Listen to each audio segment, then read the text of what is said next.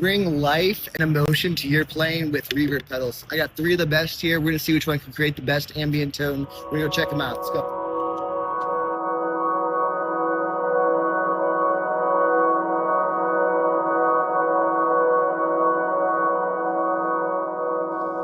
Reverb is simply the sound reflected by the space around us. You'll notice as soon as I walk out into an open space, you're gonna hear it a lot more. Hello! But we're gonna do something even more. We're gonna add reverb pedals to make it extra reverberant. I play this Nord Stage 2, which is a great piano. It has some great core tones to it, but it doesn't have a lot of really great reverbs. But we can add our own separate ones into the mix and create some really great tones with it. All right, so today I am having just this core dark piano sound. It's got some nice compression to it, but it's intentionally a very plain piano sound. It's gonna make room for our reverb to shine. So here we go. Here's our first reverb pedal, the RV-5. I wanna start it on the modulate setting. That one just got this nice wash and warble to it. So I'm gonna pull in the mix. So we can hear it really good. We'll turn it all the way up. Here comes the time. Here, already ringing out really good. Let's put it all the way up. Really nice. See this tone knob. It's got that shimmer to it. It's almost like a metallic sort of tone.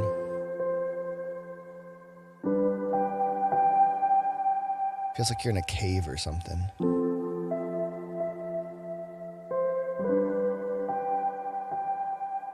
All the way dark. That sort of just brings it in a nice way. Let's see about the time. That too just feels really close, like almost just in your face, like you're in the living room. You can just feel the closeness of everything versus when you pull it out.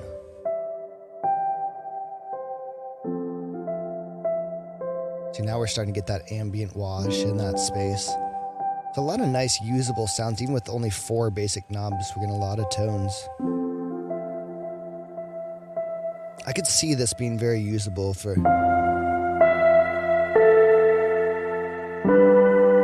if you're looking to cut with that shrillness, a little bit of the tone, but for the core tone we're going for, let's pull back a bit.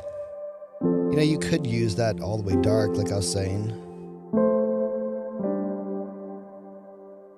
But a little bit of that high sound in there is actually nice since we have such a dark piano sound going on here. Get a little bit of brightness from that. So I like that as our core tone there. So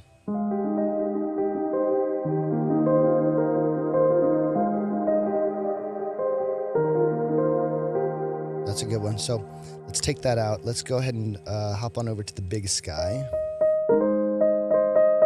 which currently the mix is on nothing, so we'll pull that mix up. I want to start on a cloud setting, so just like we were on the modulate on the RV-5, the modulate just is sort of that tone that you're going for when you're talking about ambient music. Same thing, the cloud sort of is the fundamental Big Sky ambient tone. So I'm going to start right there. Let's pull the decay up, the mix, so we can hear it pretty good. Sorry, every once in a while I gotta change keys. I get bored of that key, you know? I don't know if y'all ever feel that way.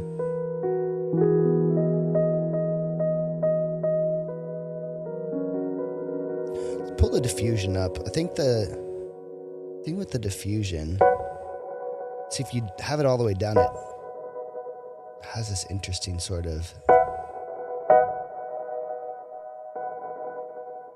shake to it. And it washes out really good when you pull it up. Okay, so ooh, that's a nice, just dark.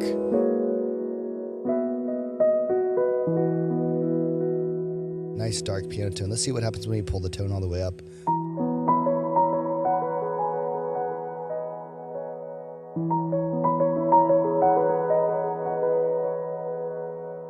It's good. It adds just some character, some presence to it. But But the thing that I notice immediately is that it doesn't have that shrillness of the RV-5. If you remember already even where that's at, you pull that up and it just has something to the high end that the Big Sky seems to not be able to do. See, that's the maxed out tone, which is interesting because we think of the Big Sky as a very diverse pedal. It's got so many knobs and settings. This only has just 4, but here's the tone all the way up, and seems to not have this thing that the RV-5 has. So almost if you're looking for a certain recording context, like it might be nice to have both of them, honestly.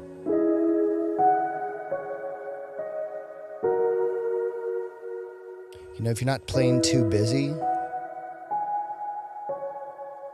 sort of just sit in the lo-fi metallicness of it. Which is funny. It's the same thing a lot of people don't like about the RV-5, is its lo-fi thing, but it's part of the charm of what it is. All right, back over to the Big Sky. See, now after listening to the RV-5, that tone doesn't sound particularly bright to me, even with it all the way up. A little low end. I've found that this low end knob is pretty subtle. Just a little bit of cut, which can help it to be not too busy.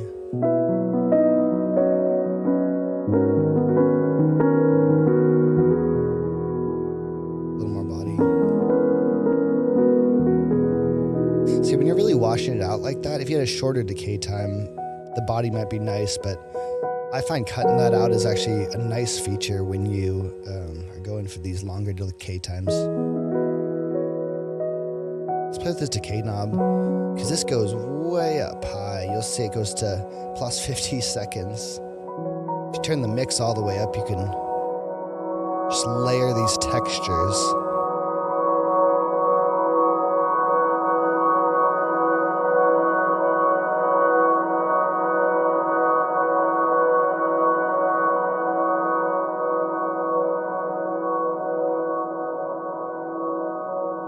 Which is really nice. I could definitely see that being like a pad texture. And again, remember, I have no pads on. This is just a straight up piano. And that was all coming from the Big Sky, so that's pretty cool. Back to the Big Sky. And the mod knob is really nice. So again, this has a whole mod setting, which has this nice warble to it.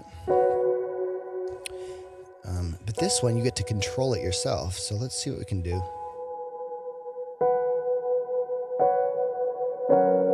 Let's listen to it all the way up.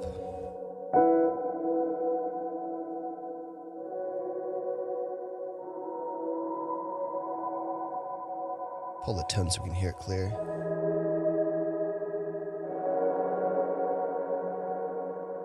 Got kind of a crazy shake at that high of level.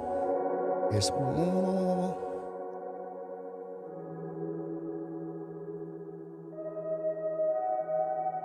see right there, it's just got some motion to it. Of course you can go here all the way down, but now it just feels a bit flat and a bit straight, so a little bit of that mod is actually really nice.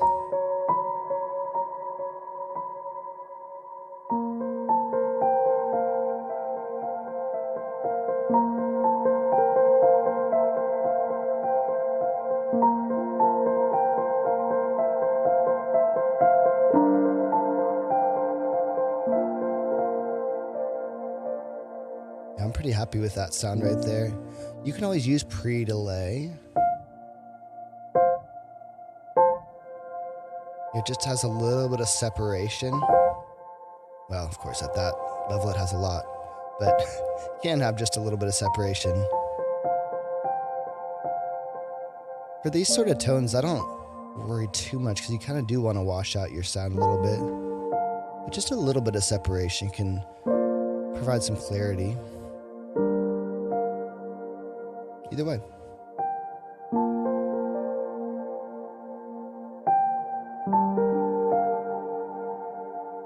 Getting dark. Which when you want to pull it in, that's kind of a nice texture there.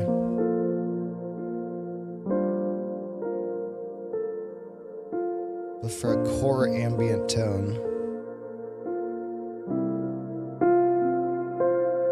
I like that one there.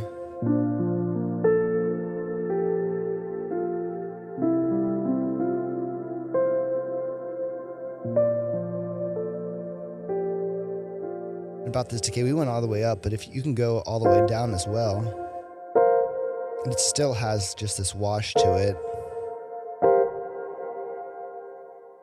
I think that might play with the diffusion.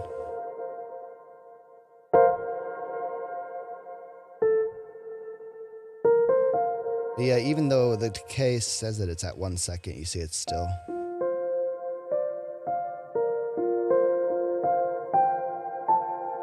At some point it gets to be too much to really play with. It becomes more enough ambient effect, which is cool as well. But right there.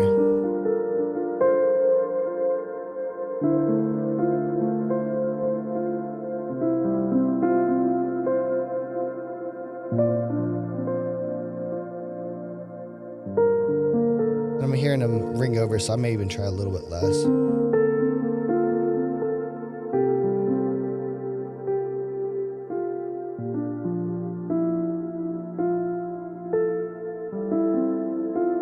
Play with a little more mod, maybe.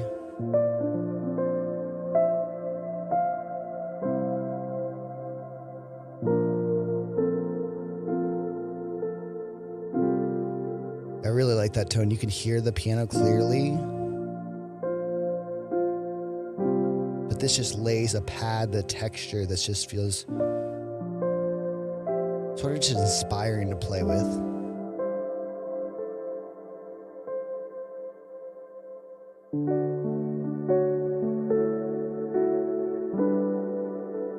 So that's cool. So let's listen to that versus the RV-5 where we had that.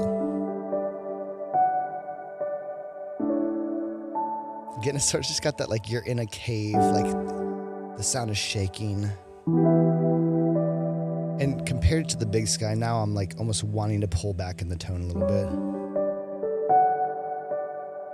But I do appreciate some of the brightness that the RV-5 gets that the Big Sky doesn't have. So definitely a lot more you can play with the Big Sky, but the RV-5 certainly has some sounds that the Big Sky doesn't have. I think a lot of people just assumed that the Big Sky was sort of the next generation upgrade from the RV-5, but you know, it's just got that like you're in a cave sort of vibe. I could hear that as something really lo-fi that would just make such an interesting sort of texture. Like you can almost hear like the drums coming in with that.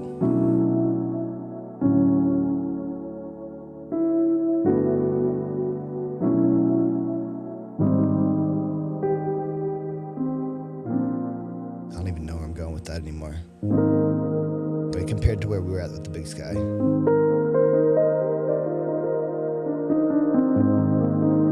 I will say that does feel like a more professional, polished ambient tone where I'd want to go with that, but again, that's just super cool, some of the tones you can get out of that. Okay, so let's go to our last one then here, the CXM 1978 from Chase Bliss. Just so you can remember again, here's our core piano tone.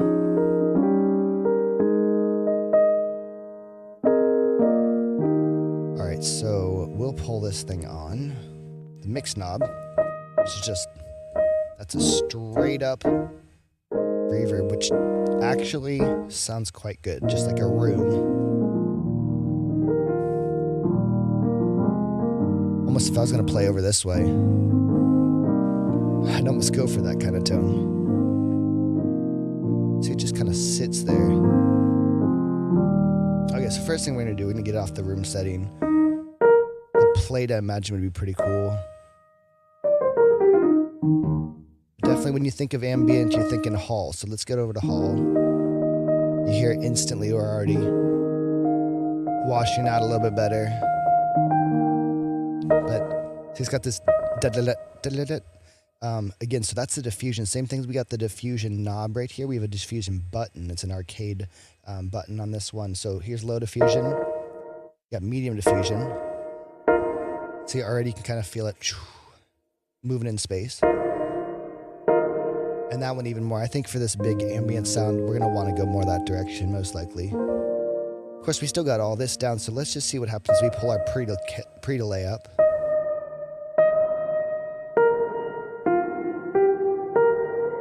One thing cool I noticed is, just like a delay, when you change the time, I'm not sure if you would use that ever or not, but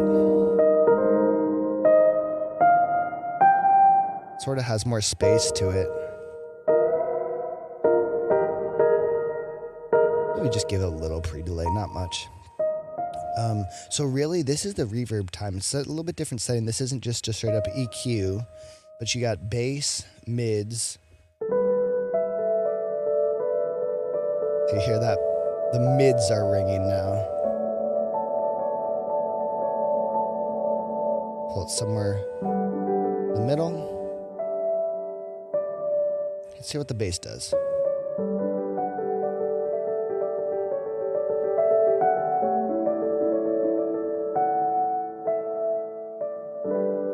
Just neat. To be honest, I'm not inspired by this yet. So we're gonna find a sound that does. So the cross plays with the mid.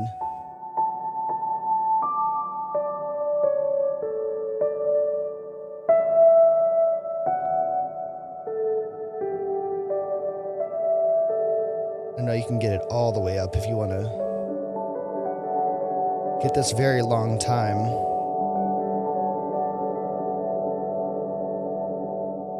Okay, let's see what the treble does.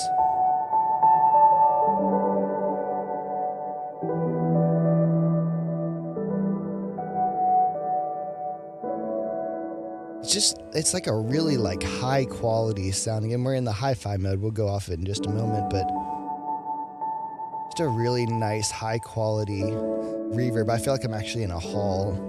Let's just hop over the room. Again, that sounds like a room. Let's hear the plate. Just a nice sound.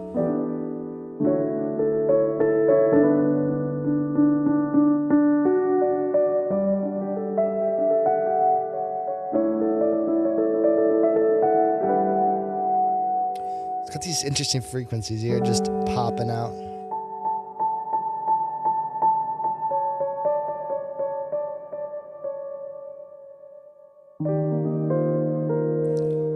Alright, so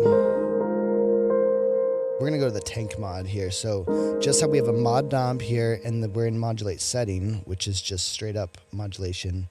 This one has, I'm sorry, I clicked the wrong button. This one has tank mod, which can go to medium.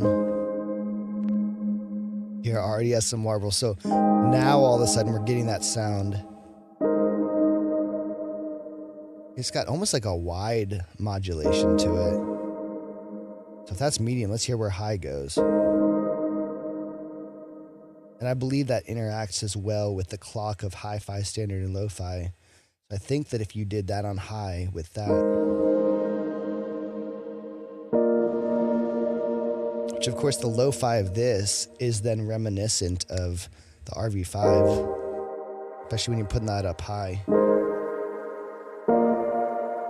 You can hear the lo-fi that has almost just because of its age versus the lo-fi this has as it's modulating something or imitating something.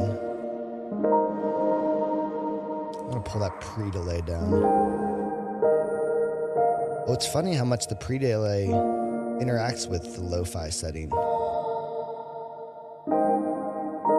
It almost sounds like a bit crusher there. Totally changes the frequency at that point.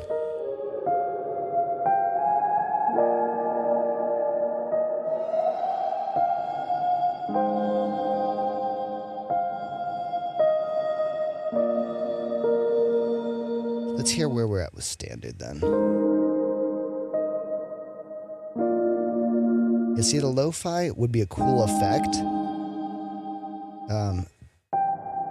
But for a regular thing, the standard, actually more than the hi-fi. That's pretty cool there.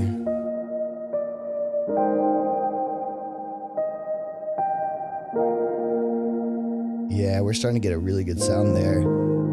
So that's where I would go for this kind of tone right there. The standard, probably with the high mod. Let's go back to the medium mod and see where that one falls.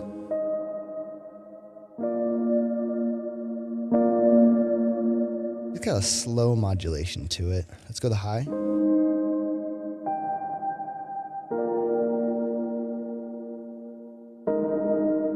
Feels like a faster modulation in that one.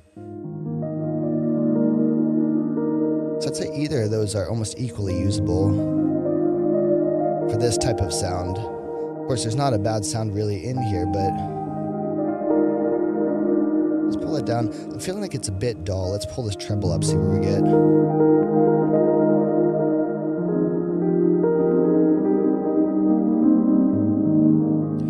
Yeah, one of the biggest surprises for me was how much the pre-delay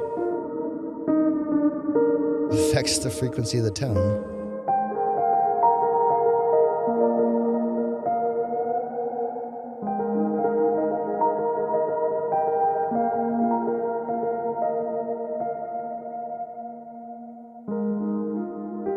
Noticing how this, outside of what the lo-fi setting does, which is very aggressive, very metallic,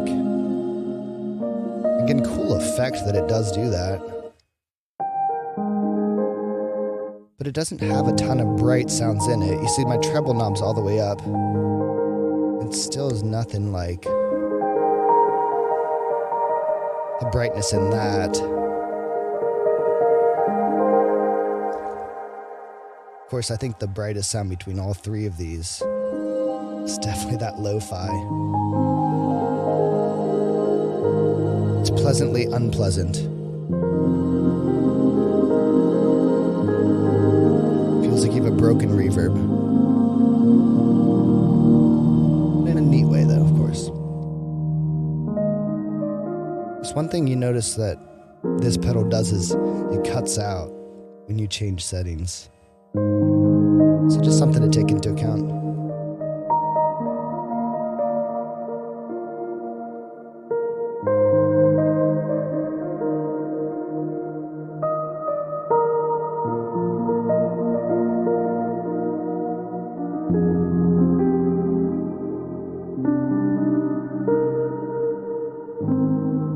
You know, I'm noticing it only has just these few settings. I'd almost like to have more control of the tank mod, but it is what it is. The mix might be a bit high. See, it feels like it's competing with the piano. Let's compare that to where we were with our BigSky.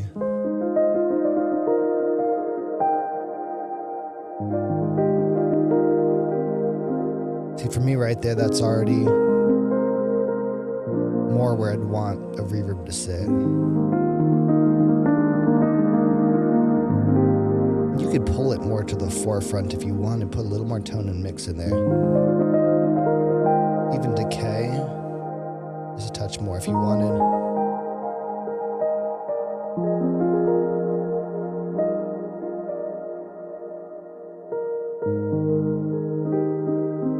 But that feels like it sort of stays out of the way of the piano. That one feels like it fights with it a little bit. I wonder if I pull the bass out.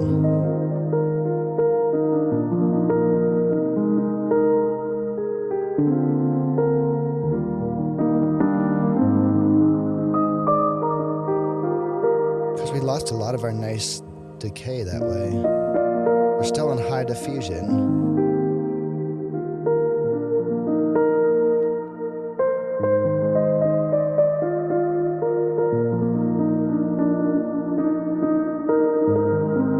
We just got a lot of our nice body and nice decay back. It's a better setting. Let's compare once again to the BigSky.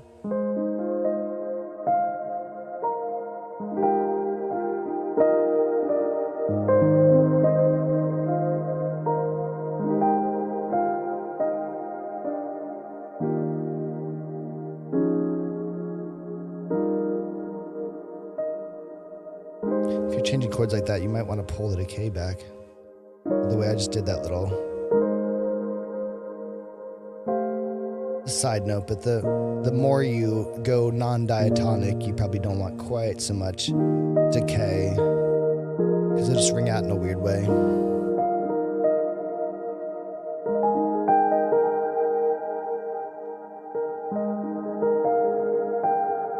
Of course, to be fair, we're comparing a hall setting to a cloud setting, so they're not quite the same, but I would say the Big Sky feels like it's made for this tone, whereas I sort of have to fight the CXM to get to that tone that I'm looking for it to get to, but we are there.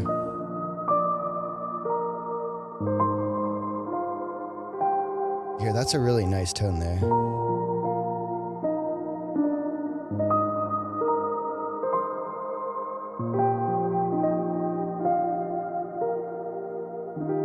Yeah, I do like that.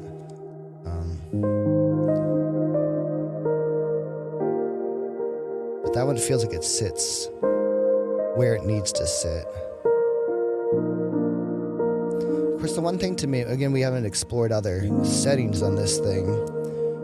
That could be for another day, but for the scope of this video, I think we'll just stay with the cloud here and just the modulate here. But with that said, the cloud doesn't seem to get too bright.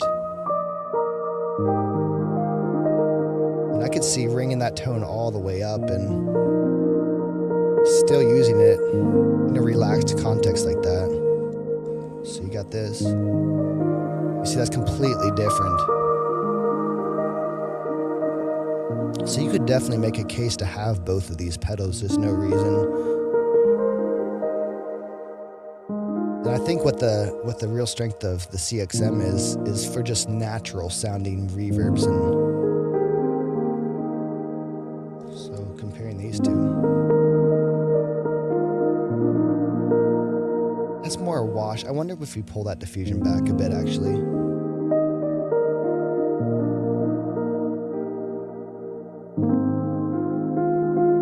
You know, yeah, it is getting a little bit more of that separation that I was wanting.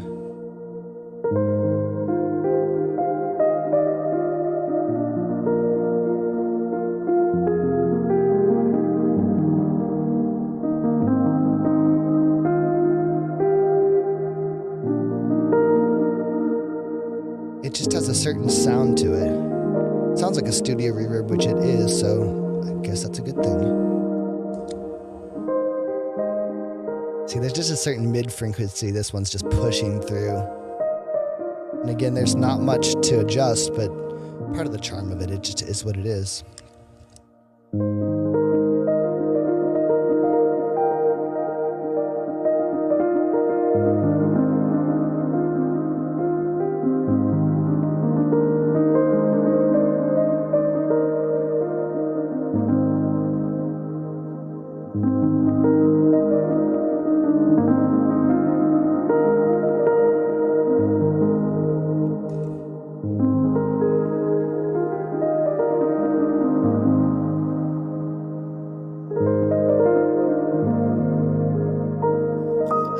This has been a helpful comparison for you. Let me know which one was your favorite.